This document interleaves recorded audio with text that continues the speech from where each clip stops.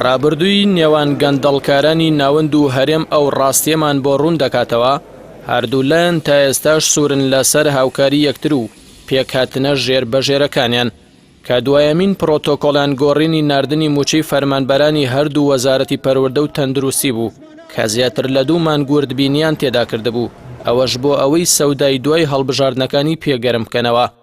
گەندەڵکارانی بەغدا کەیفیان بە گەندەڵکارانی بێپشتیوانی جەماوەری هەرێمە چونکە ئەو بازرگانانەی سیاست کە پشتیان خاڵیە لە پشتیوانی جەماوەر باشترین ئامانجن کە حکوومەتی بەغدا گوشاریان بخاتە سەر ئەوانیش بۆ مانەوەی کورسیەکانیان هەموو جۆرە پاشەکشە و خۆ بەدەستەوەدانی قبول دەکەن.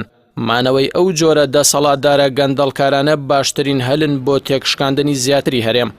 مافیەکانی هەرێمیش زۆر کەیفیان بەو گەندەڵکارانی بەغدا دێت چونکە لە دوای 2003 بوونەتە شەریکە دزی بردنە دەرەوەی سامانی وڵات و ئەو تاوانە گەورەیە بۆ یەکتر دەپۆشن.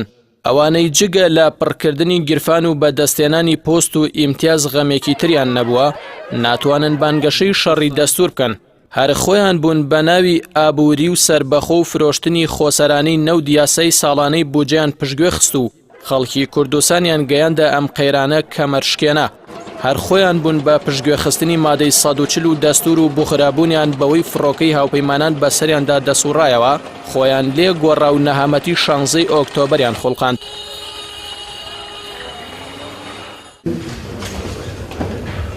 هەر ئەوان بوون ڕیفراندۆمێکی بێبەرنامەیان خوڵقاند و دواتریش بۆ خۆهاویشتنەوە ئامێزی بەغدا بڕیاری هەڵوەشاندنەوەی ڕیفراندۆمەکەیان لەلایەن دادگای باڵای فیدراڵیەوە قبوڵ کرد.